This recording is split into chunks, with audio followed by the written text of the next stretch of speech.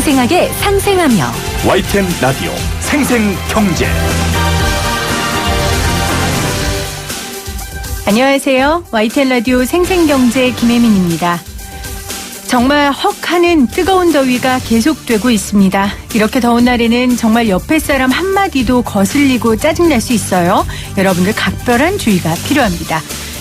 한일 관계 갈등이 최고조에 이르고 시장은 난리가 난 이 와중에 여기저기 거슬린 말들이 화를 돋굽니다. 주옥순 엄마방송 대표는 한 집회에서 아베 수상님, 국민의 한 사람으로서 진심으로 사죄를 드립니다라며 일본 화이팅을 외쳤습니다. 퇴계로, 을지로, 태평로 등 외국인들이 가장 많이 오고 가는 중구 22개 도로에 일본 제품 불매와 일본 여행 거부를 뜻하는 노 재팬 배너가 1,100개가 설치된답니다. 서영호 중구청장은 일본 관광객이 귀국하는 비행기 안에서 한국인들이 왜 이렇게 화가 났을까를 고민해야 한다고 말했는데요. 아베 수상님이라며 사과하는 사람도, 한국을 찾은 일본 관광객에게 불평과 사과를 요구하는 사람도 이 더운 날 숨을 확 막히게 하는 분들입니다. 생생경제는 여러분에게 시원한 바람이 됐으면 좋겠어요. 2019년 8월 6일 YTN 라디오 생생경제 지금 시작합니다. 생생하게 상생하며 건강한 경제방송 YTN 라디오 생생경제.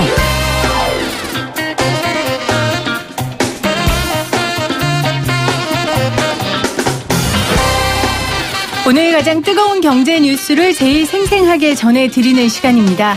주식을 잘 모르는 저도 이렇게 무서운데 주식하는 분들 얼마나 무서우시겠어요. 코스피가 하락 출발해서 장중 1900선을 내줬습니다.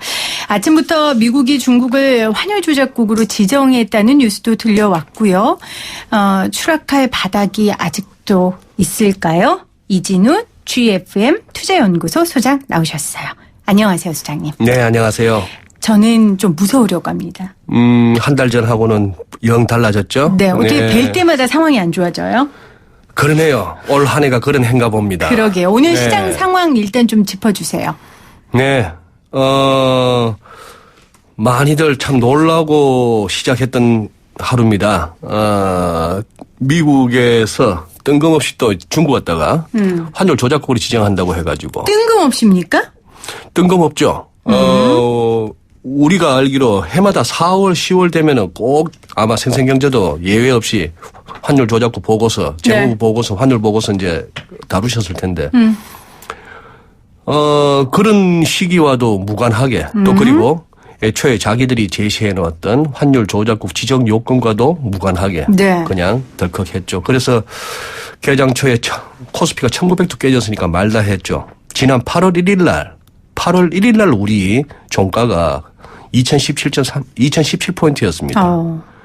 코스닥만 하더라도 622포인트였고요. 그게 지금 오늘 아침에 1891까지 갔으니까요. 1900도 깨졌으니 2000 깨지는 게 문제가 아니라 1900도 깨졌었고 코스닥은 540까지도 밀려났다가 지금 그나마 네. 낙폭을 조금 이제 양 시장 다 줄이고 있는 가운데 지금 마감을 앞두고 있습니다. 네. 어제도 장이 하락해서 저가 매수 나섰는데 장이 더 빠져서 큰일 났다는 청취자 문자가 왔었거든요. 네. 좀 주식을 모르는 저도 이해할 수 있도록 이 얼마가 떨어졌는지 예를 들어주세요. 예를 들어 뭐 얼마 원짜리 샀으면 이게 얼마가 됐다. 뭐 이런 식으로. 뭐 지수만으로 할 것 같으면은 그거죠. 지금 단 사흘 만에 네. 우리 코스피가 6.2% 빠진 겁니다. 오늘 장중 저점으로 계산했을 때. 그리고 코스닥 같은 경우에는 사흘 만에 3거래일 만에 13%가 빠진 거예요. 네. 이거는 뭐 말도 안 거죠. 10,000원짜리 샀던 게 1,300원이 빠져보세요. 그러니까요. 그런 식인데. 아니 10,000원짜리에서 1,300원 빠지면 느낌이 안 오고 1,000,000원을 사면 그러면은 얼마가 빠진 거예요? 1,000만 사면 130만 원 이제 손해를 보는 거죠. 10분의 1이 넘게 빠지는 거잖아요. 그중 이제 종목 따라는 다르고 이 와중에 또 상한가 달리는 종목들이 또 있지 않습니까? 네. 소위 애국 테마주. 뭐 이게 또 시장의 매력이라면 매력이고 시장의 묘한 속성이죠. 애국 테마주는 그 와중에 상한가를 네. 쳤군요. 자, 시장에 영향을 준 요인을 좀 살펴보죠. 뭐 악재가 겹쳤다는 건 우리 모두 알고 있는데 네. 가장 큰 악재는 뭐였습니까? 그러면 오늘 우리 증시에 영향을 준 어제 오늘.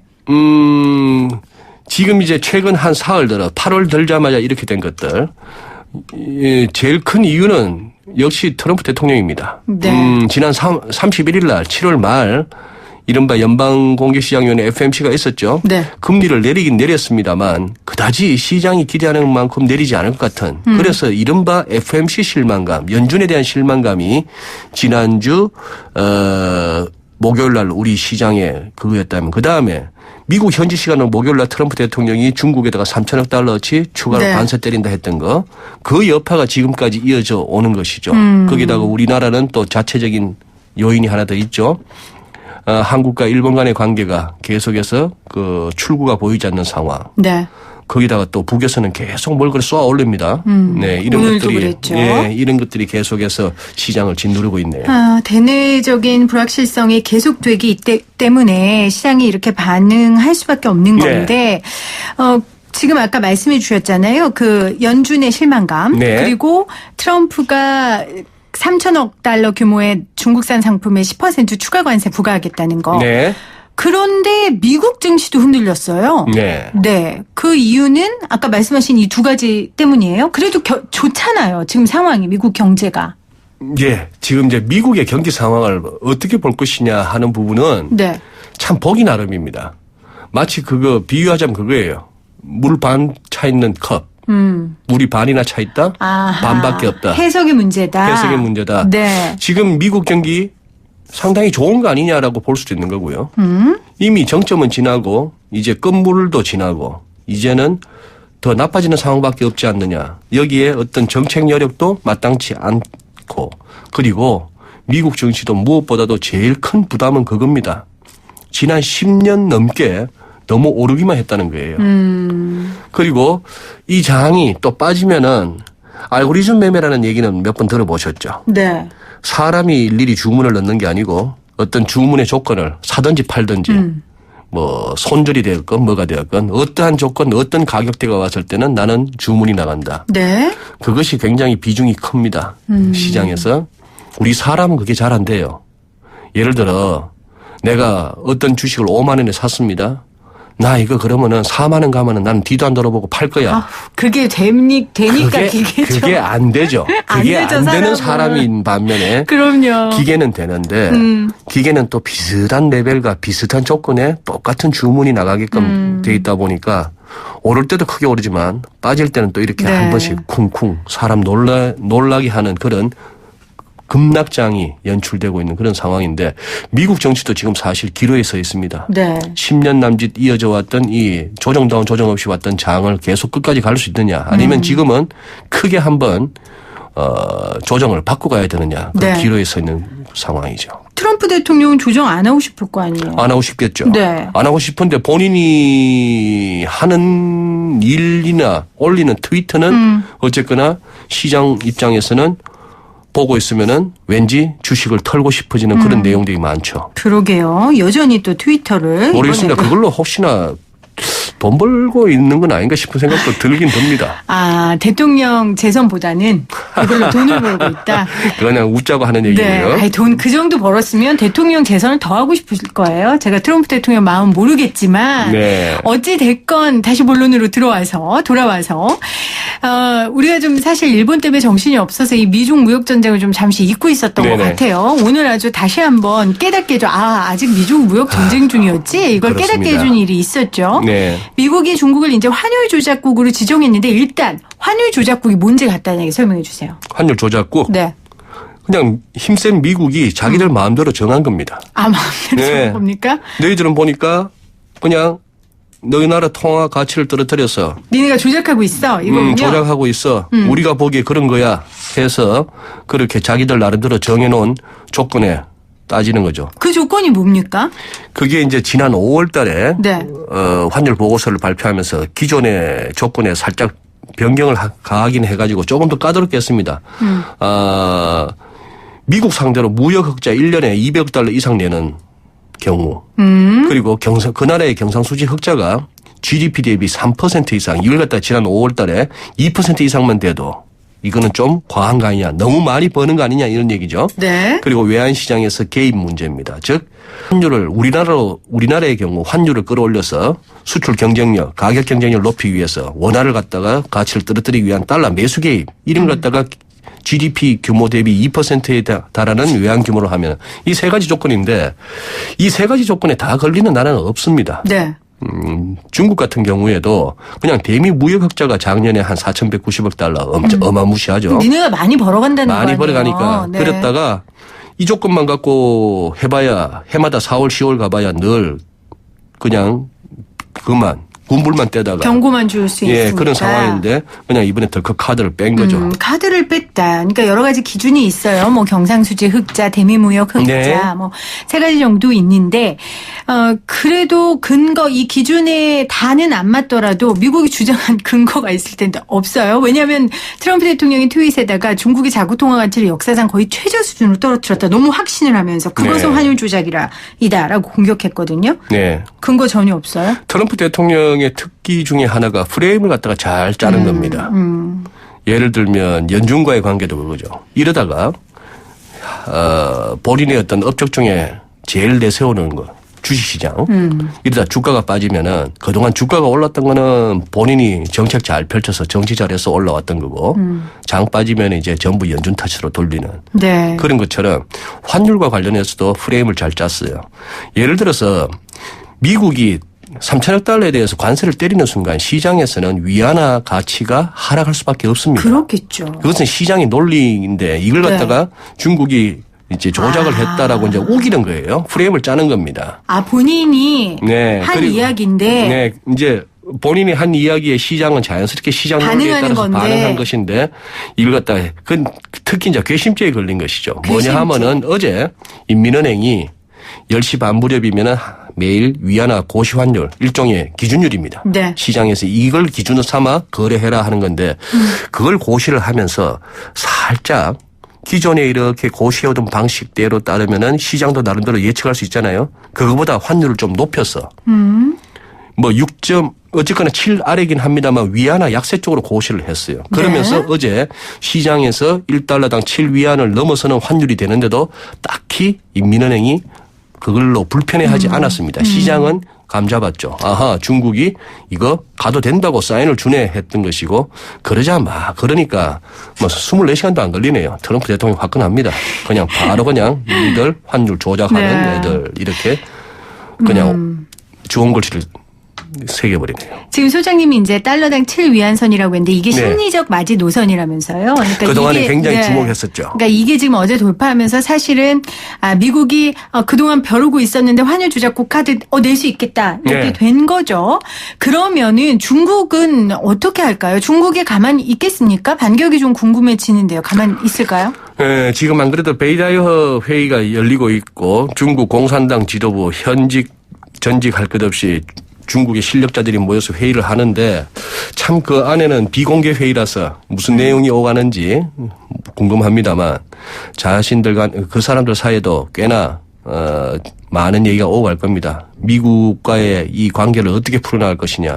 시진핑 주석이 잘하고 있느냐 못하고 있느냐도 나름대로 얘기는 할 텐데 네. 어쨌거나 지금 현재 그러네요. 미중 갈등도 그렇고 우리 한일 간의 갈등도 그렇고 양 당사국들이 전부 강대강으로 부딪히고 가는 거. 여기에서 어느 쪽도 쉽게 양보하거나 수그리는 모습을 보이지 않겠다는 거. 여기에서 시장이 이제 불편해하는 것이죠.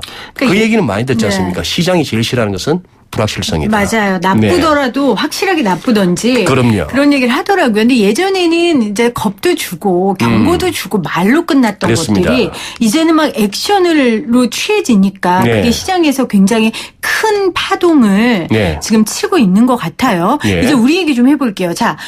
사실은 어떤 사람은 한국의 환율 조작국으로 되는 것보다 중국의 환율 조작국 지정되는 게 우리에게 더 큰 영향을 끼친다 이런 사람도 있어요. 그 정도로 중국의 환율 조작국 지정이 우리에게 굉장한 수출 시장에 있어서 흔들림을 줄 것이다 하는 거거든요. 왜 이런 얘기가 나옵니까? 글쎄요. 지금 말씀하신 그 내용은 조금 동의하기 어려우세요? 네, 쉽게 네. 이렇게 연결고리가 잘 안 잡히는데요.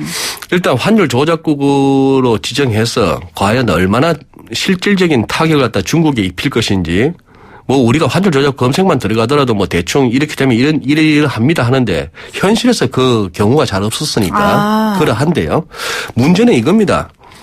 지금 그래서 조금 미국이 발끈하니까 중국이 예를 들어서 고시 환율도 조금 위안화 절상적으로 고시하고 시장에서 조금 위안화 약세 흐름에 조금 제동이 걸리고 한다 하더라도 이것이 본질적으로 그렇게 해서 위안화가 강세로 갈 수 없는 상황이요 시장이라면은 네. 이거는 결국 며칠 숨 돌리기에 불과한 것이죠.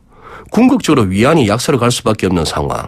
아니면은 나중에는 중국이 원하든 원치 않든 통제 불능 상태에서 그냥 위안화 가치가 뚝뚝 떨어지는 상황도 올 수가 있는 거고요. 아유, 그 상황이라는 것은 네. 어쨌거나 지금까지 위안화 환율과 거의 뭐 비슷하게 붙어 다닌다 할 정도로 가고 있는 우리 중국이 힘들어진다.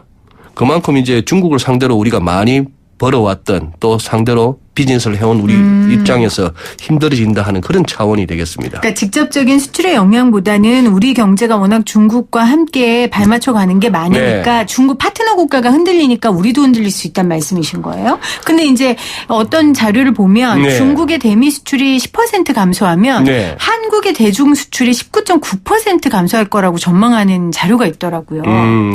예, 또 이제 그런 걸 또 연구하는 나름의 또 연구소가 있고 하죠. 그만큼 이제 중국 비중이 이제 커졌다는 것이죠. 우리 경제에 있어서 그렇겠죠. 교역에 있어서 네. 그런 상황이 되었습니다. 그래서 지금 이제 문제는 이 관세인데요.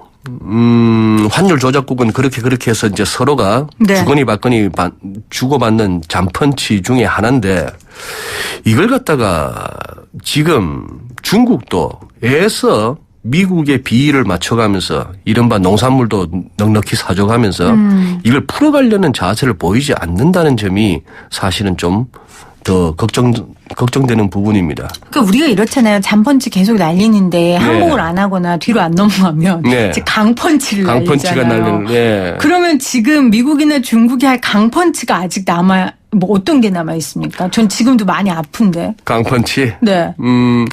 뭐 테리프맨, 관세맨이라고 별명이 붙을 정도의 트럼프 대통령인데 트럼프 대통령이 끄집어내 놓은 것은 뭐 이 정도인데 여기다가 환율 조작까지 지정을 했고요. 그럼 강펀치 아니에요?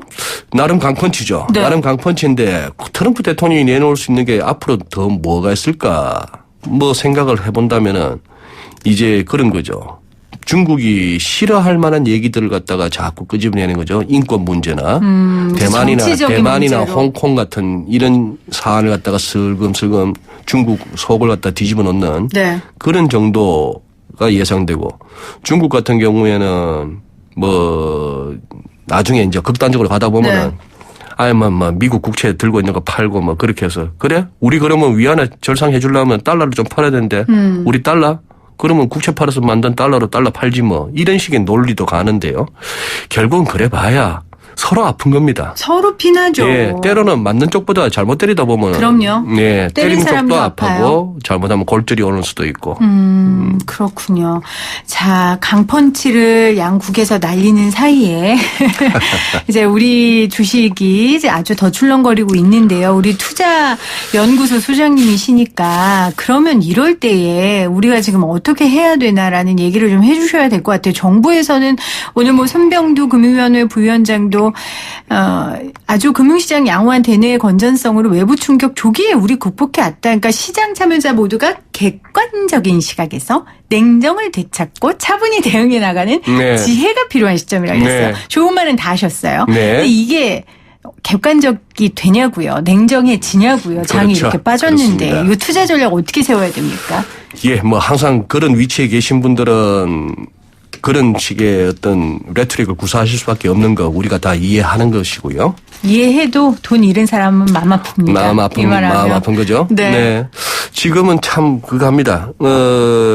오늘 어쨌거나 지금 시장의 흐름으로 봐서는 애초 애초에 그 급락에 비해서는 그래도 낙폭을 제법 줄였다는 측면. 네, 낙폭을 그리고 줄였다. 네, 이 시간에 또 시간의 거래로 돌아가고 있는 뉴욕 증시의 지수 선물 흐름이 아시아 장이 초반에 환율 조작국 지정 그 쇼크로 인해서 급락했을 때 그쪽도 마이너스로 또 이번 화요일 거래까지 이어갈 듯 했으나 지금 흐름으로 봐서는 플러스로 돌려 세웠거든요. 그래서 조금 단기적인 어쨌거나 7월 말에서 지금 한 일주일 가까이 이어져 온 이 단기 충격은 이 정도에서 한번 한번 마무리해보자 하는 시장의 의지가 조금은 느껴집니다. 느껴지는데 네. 여기서 진정한 진바닥을 받느냐 하는 부분에 대해서는 사실 좀 자신이 없습니다. 아, 더 낙폭할 수도 있다. 예, 여기서 이제 앞으로 지금 시장을 갖다가 흔들어대어 왔던 이런 정치적인 국제 정세적인 이슈들 이런 부분들이 어떻게 전개되며 그 힘 있는 자들 뭐 계급이 깡패라고 진짜 아닌 게 아니라 그런 쪽에서 어떻게 이 앞으로 계속 그 고집을 피울 것인가 아니면은 뭘 풀어나가는 쪽으로 할 것인가. 네. 이런 측면이죠. 그래서 지금은 또 우리는 또 미국 쳐다보고 위안화 쳐다보고 대외 변수를 또 쳐다보기도 합니다만 우리 자체적으로도 뭐 기업 실적에 계속해서 어떤 둔화 이런 부분들이 은근히 누르고 있는데요. 그렇게 보여집니다. 섣부르게 여기서 바닥 봤다. 증시 이제 하락은 끝났다라고 해서 이른바 다 지르는 거. 네. 이거는 저는 뭐 권하고 싶지 않습니다. 지금 현금 비중 늘리시면서 이런 장을 갖다가 어느 정도 예견하신 분들도 많으세요. 결국은 또 분할로 접근하셔야 될 것 같습니다. 네. 이진우 소장님하고 제가 방송하면서 이렇게 확고하게 투자에 대한 대답하시는 거 처음 봤어요. 새겨 들으세요. 여러분들 투자하시는 분들 저는 투자를 안 해서 잘 모르겠지만 지금 여러 가지 말씀해 주셨는데 떨어질 수 있고 그리고 분할 아까 뭐라 그러셨어요? 분할 매수. 분할 매수 하셔야 된답니다. 네. 네. 잘 새겨 들으시고요. 환율 이야기 해야 돼요. 네네. 이거 좀 짧게. 이 환율 고공행진 어떻게 당분간 지속됩니까? 네, 일단 오늘 그 환율 조작국은 어쨌거나 절묘한 어떤 수가 되었습니다. 그것이 뭐 타당하다, 뭐 무리수다, 뭐 여러 가지 얘기는 나올 수 있겠습니다만 그걸로 인해서 일단 위안화 환율의 급등세를 갖다가 일단 주춤하게 했고 그것이 우리 서울에서도 1220원 근처에서 일단은 고점은 형성되었습니다. 네. 여기서 이제 1220이라는 레벨을 갖다가 다시 열리는가를 주목하시고 그렇게 된다면은 다음에는 결국 시장에서 내다보고 있는 거는 전 고점이죠. 1245원 내지 50원. 뭐 그 이상을 갖다가 상상하는 것은 지금으로서는 조금 시나리오도 잘 잡히지도 않고 너무나 비관적입니다. 현재로서는 그런 상황이고 여기서 1200원 아래로 얼마나 빨리 내려가 주는가에 따라서 빨리 내려가 준다면은 그것은 훨씬 증시에도 우호적이고 여러 가지 시장 분위기 측면에서도 좋아지겠죠. 네. 그래서 지금 주목하실 것은 오늘 막혔던 1220 단기 저항 국면이 얼마나 단단한가 이게 쉽게 열리는가에 따라서 또 이렇게 중장기 전략을 세우셔야 될 것 같습니다. 네. 환율에게 지금 필요한 거 스피드입니다. 빠르게 내려가줘야. 빠르게 내려가줘야 그나마 우리에게는 좋다. 네, 알겠습니다. 오늘 함께해 주신 이진우 GFM 투자연구소 소장님 고맙습니다. 네, 감사합니다.